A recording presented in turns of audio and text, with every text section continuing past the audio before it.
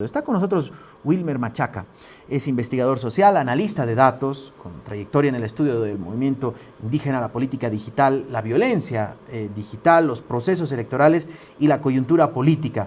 Es ingeniero de sistemas y sociólogo, imagínense, entonces tiene, diríamos, lo mejor de los dos mundos y con él vamos a hablar de aquello. Wilmer, muchas gracias por llegar hasta la montaña, un placer. No, gracias a ti por la invitación y poder conversar sobre esto que hoy por hoy, digamos, creo que toda la población boliviana está muy atenta a lo que está sucediendo. Yo veía tus actualizaciones y creo que cada minuto, cada hora salen nuevas cosas, ¿no?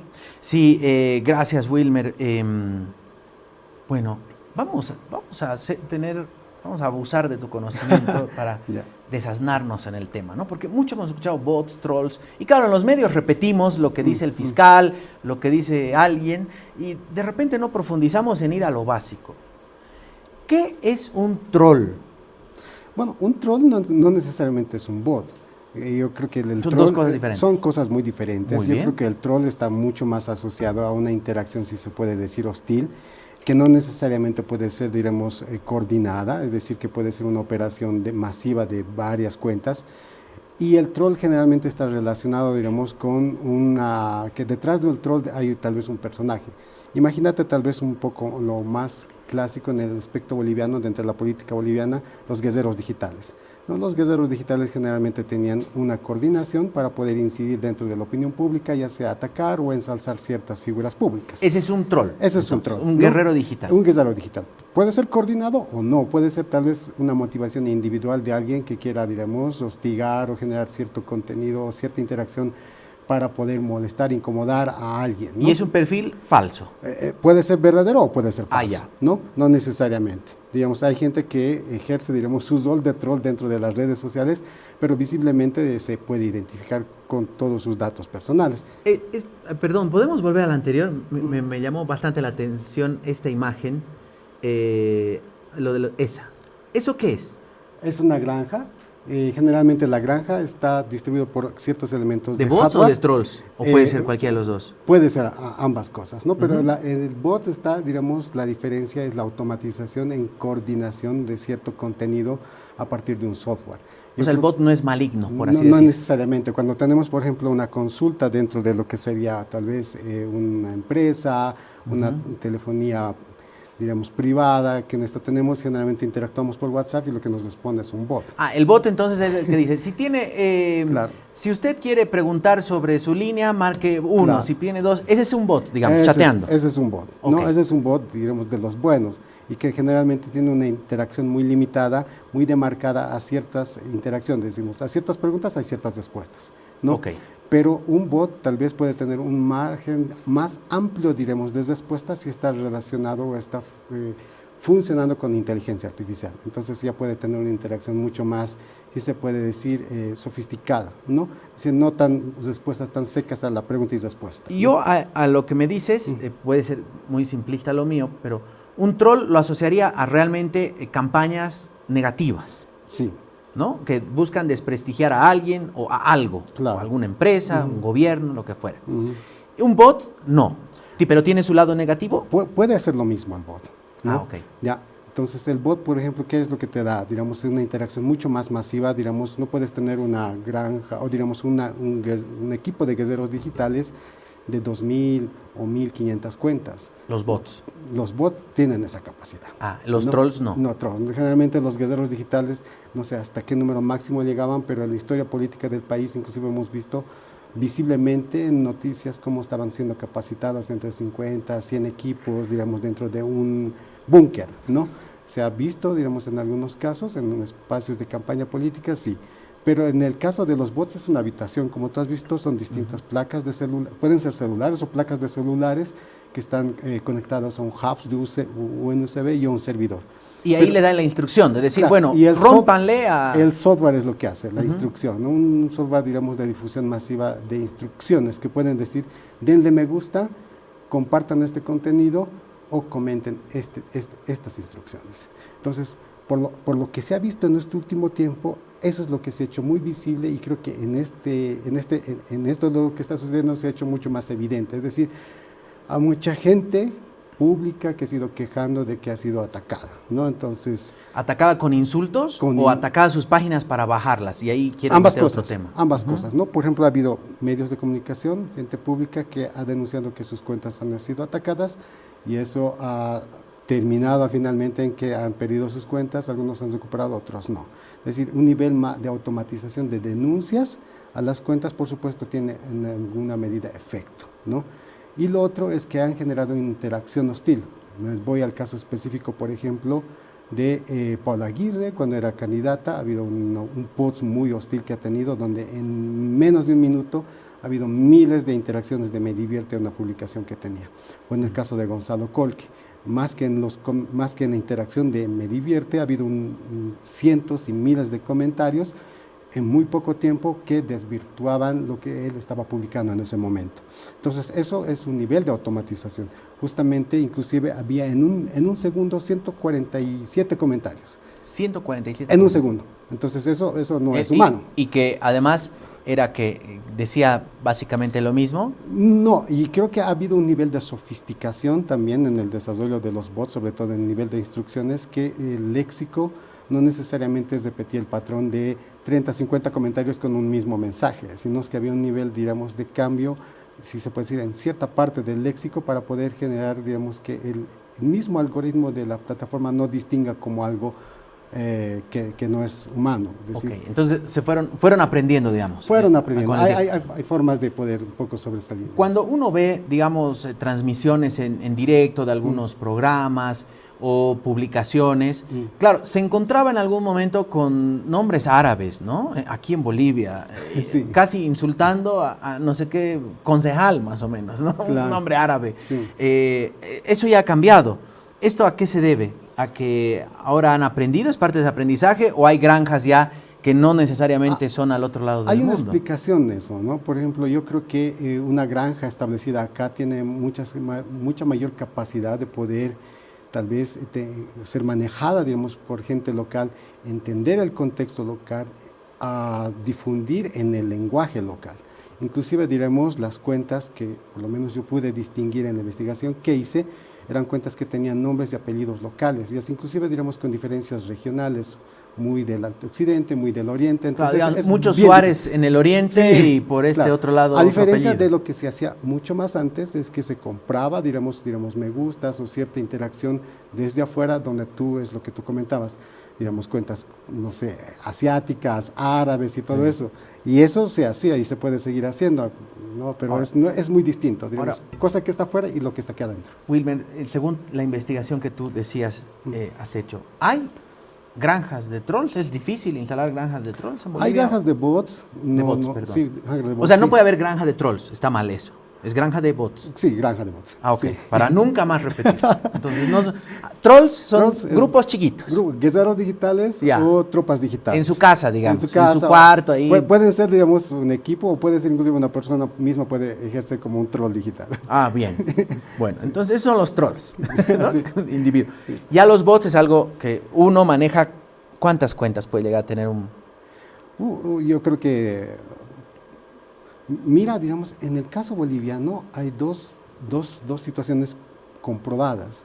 Bueno, no comprobadas, pero una sobre todo, digamos, que ha sido muy visible el 2023, donde Meta eliminó 1.600 cuentas que estaban relacionadas en ese entonces al gobierno de Luis Arce y que promovían a Luis Arce y atacaban las cuentas. Entonces, estas 1.000 cuentas, ¿qué es lo que observa, digamos, el algoritmo, en este caso de Meta? Es el comportamiento inauténtico. No observa el contenido, no le importa mucho qué contenido hagan, sino es cómo o qué elementos, patrones de coordinación ejecutan estas cuentas y lo eliminan. Entonces, eso es, por ejemplo, digamos, una evidencia que existió y sigue existiendo. Es decir, no son los únicos que hacen este tipo, digamos, de estrategias de campaña para influir en el sentido común y en la opinión pública y en la percepción de la gente. Ese es el objetivo del bot, del troll. Más que la desinformación, puede promover desinformación o como no. Y de estas cuentas del 23, ¿se llegó a saber cuál era el origen? ¿No? Porque en algún momento sí se hablaba que había oficinas paralelas que dependían del Viceministerio de Comunicación, que no sé de dónde salían los recursos, o del Ministerio de Gobierno, que ellos manejaban este tipo de troleos. El problema de ahí es, por ejemplo, que Meta no da la suficiente información.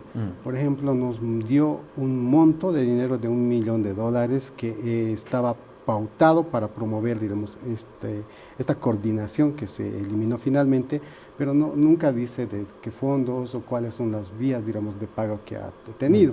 Lo mismo que en el 2020, por eso le digo que hay dos casos bien importantes probados. En el 2020, en el gobierno de Áñez también se contrató y Meta también eliminó ciertas cuentas. Eran muchos, las cuentas eran mucho menores, pero el monto era mayor, era $3 millones de lo que recibió Meta. Creo que era en Estados Unidos, hubo 60,000 cuentas una empresa en estadounidense, Twitter, ¿no? Claro. Sí. Y ahí, por ejemplo, cuando uno recuerda, digamos, cómo trataron de influir esas cuentas, uno se daba cuenta que no conocían el contexto, digamos, eran fácilmente, digamos, poco, digamos, harto dinero a esta empresa, pero digamos, poco nivel de incidencia. Y ahí un poco la diferencia de contratar una empresa de afuera y una establecer acá con un equipo local. Ahora, diríamos, en el caso Cerimedo, si bien no hay una investigación formal todavía, sí, es un caso que recién se ha destapado, claro, pero hay ya antecedentes de qué pasó en las subnacionales, qué pasó con ciertas campañas contra, sobre todo, mujeres políticas. Hubo informes sobre qué pasó en las subnacionales, qué pasó en las elecciones del año pasado, las presidenciales. Hay, diríamos, en tu experiencia, ¿ves que sí, efectivamente, algo que no es un misterio, el propio Cerimedo se jactaba desde que tenía estas granjas y que él podía tumbar cuentas, podía censurar hasta cuentas de WhatsApp y que podía hacer y deshacer en las redes?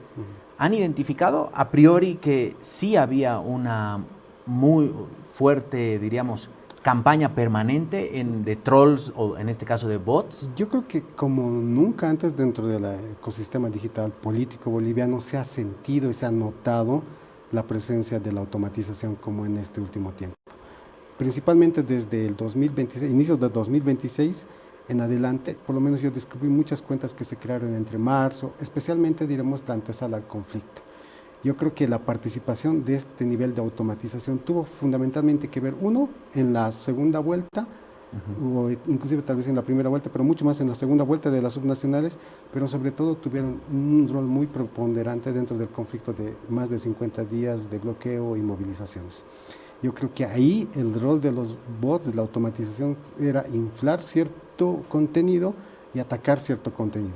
Pero hay algo que todavía, diremos, es mucho más duro, porque en un proceso electoral, en una campaña, generalmente tú identificas a un personaje, lo atacas y elevas a otro personaje, o puede ser un partido político. Este candidato es tal. En un conflicto lo sensible es que tú generas, diremos, fractura social.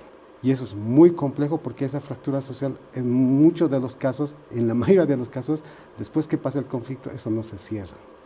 Ya genera una animadversión, una especie, diremos, de estigmatización a un sector, inclusive, diremos, como un poco lo que se vio en el conflicto, es decir, como que deshumanizar al otro. Exactamente, creo que es la palabra, deshumanizar al otro en el sentido de que tú te puedes alegrar de la muerte, puedes desear la muerte del otro, ¿no?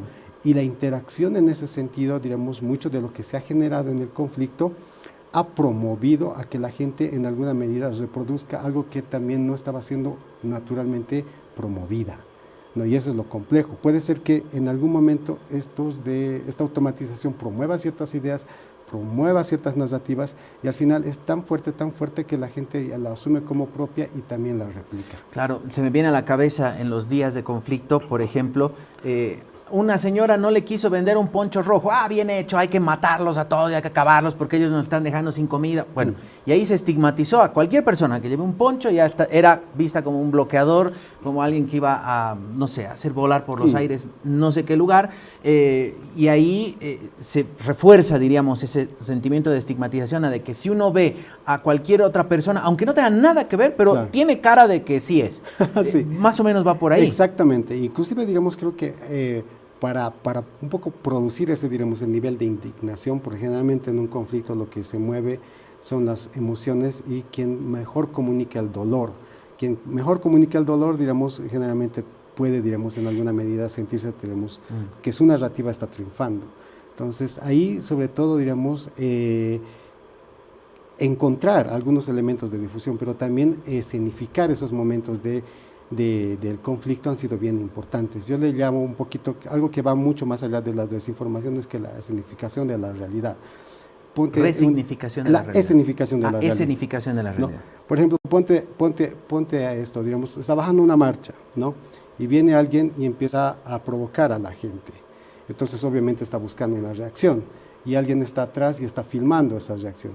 Y esa persona lo hace con el fin de construir un clip y que eso realmente está sucediendo. Hay una reacción. Y cada vez eso pega. Pega. Entonces, estás mostrando solamente una parte. Y creo que mucho del sentido de lo que estamos consumiendo en redes sociales hoy por hoy está sumamente condicionado por ese consumo así bien fragmentado de la realidad. Nosotros vemos, y esto está muy relacionado con la lógica de los algoritmos de las principales redes sociales, consumimos apenas 15 segundos para asumir un criterio sobre un asunto. Ya no vemos el contexto, ya no analizamos mucho más allá, si eso no. Vemos 15 segundos y ya tomamos un criterio. Y eso es lo que se ha hecho en el conflicto y eso es lo que se hace hoy en adelante en distintas situaciones. Sí, esta semana yo veo una campaña muy interesante en Nadia Beller, igual, Evo Morales, igual, a candidata del 2019, olvidándose la trayectoria, diríamos, post-2019 que haya podido tener Nadia Beller y el vínculo personal, sentimental con Fernando Cerimedo, pero bueno, es parte de lo que uno ve. Así, en un minuto, una recomendación final. ¿Hay alguna manera de protegernos como ciudadanía de esto? ¿Hay alguna especie de, no sé, preservar algún tipo de la información que yo creo recibimos? Que tal vez como personas individuales siempre debemos tratar de salirnos del margen de nuestros sesgos. Todos tenemos nuestros sesgos y generalmente alimentamos nuestros sesgos inclusive con la desinformación que cada día vemos y cada día sale. La desinformación no se va a acabar, sino en cómo, diremos, alimentamos eso fundamentalmente. Siempre dudar, pero también consumir, digamos, información que no necesariamente esté acorde, digamos, a nuestros sesgos, es bien importante porque el algoritmo nos va a mostrar un margen más amplio de información. Pero simplemente si yo replico lo que el sesgo me alimenta, por supuesto nunca voy a salir de un lado. Yo sé que en este tiempo, desde el 2019 en adelante sobre todo, hemos estado muy polarizados. Creo que analizar esto, lo que está sucediendo hoy por hoy, y no solamente a la gente boliviana de a pie, sino también a la gente que hace opinión pública, inclusive a los medios de comunicación, es bien importante para la viabilidad, para el propio país, que nos salgamos de la polarización y analicemos lo que está sucediendo fuera de nuestros sesgos y fuera de la polarización. Qué difícil, ¿no? Es realmente un ejercicio muy difícil, pero muy necesario para la sobrevivencia democrática por la salud del país. Y la convivencia. Exactamente. Gracias, Wilmer. Qué placer. Que no sea la última vez, por favor. Gracias. Wilmer Machaca, investigador social.